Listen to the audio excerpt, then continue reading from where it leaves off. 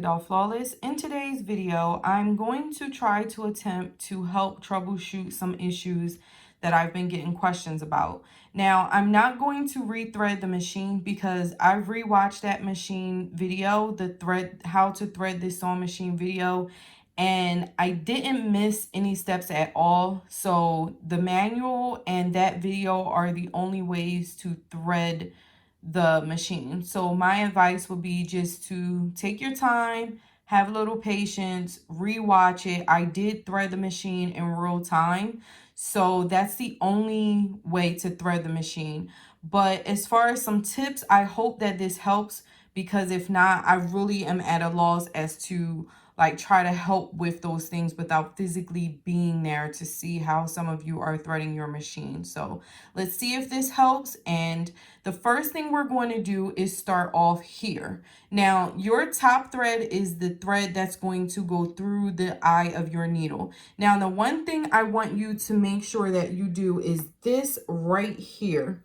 Make sure that when you bring your thread down, that it's being locked in this little hook right here. So all you're going to do is bring your thread, sorry, I'm trying to see around the camera, bring your thread and lock it in there, okay? And this is the step that you're going to do before taking it and threading it through the eye of your needle, okay? So as you can see, it's in there. Now the next thing it's going to happen is it's going to go through the eye of your needle, and then both your bobbin thread and your top stitch, your bobbin is your bottom stitch, the thread that goes through the eye of the needle is your top thread, okay? You want to just pull on these so that they both have a little bit of a tail. And I like to make sure that when I pull on them, that they are going towards the left side of the machine and that they're always hanging down. So that's tip number one. Just make sure that this top thread is locked in and that there's no way it's coming out through the eye of the needle. Now, outside of that, you want to make sure that you are putting your bobbin into the bobbin case the correct way, which means it needs to turn counterclockwise. And I touched on that in the video, but just so you can see what I mean, when I pull on it, it's going the opposite way of what a clock would do. That's important. And to make sure that you're only using metal bobbins in this machine. All of this information is in your manual, and they highly recommend only using metal bobbins. So that's that as well. And then the other thing that dawned on me was maybe some of you are just new to sewing. So it's possible that there is a basic sewing skill step that you're missing, and that could possibly be why some of your stitches are coming out. This right here is what you need to be focusing on. When you are sewing, you need to lock in your stitches. So you need to pull this down, okay? And then over here, I'm just going to use a piece of paper. You're going to hold that down, all right? And I'm just going to bring my take up lever down, and then I'm going to use my hand wheel, which is on the right hand side of the machine. This right here is your hand wheel. Your hand wheel is, when you turn it, it's going to bring your needle up and down. So that's how you would maneuver your needle. When it's time to take your material out, make sure that the needle is always up and not down in your material, because that's another way to break your needle.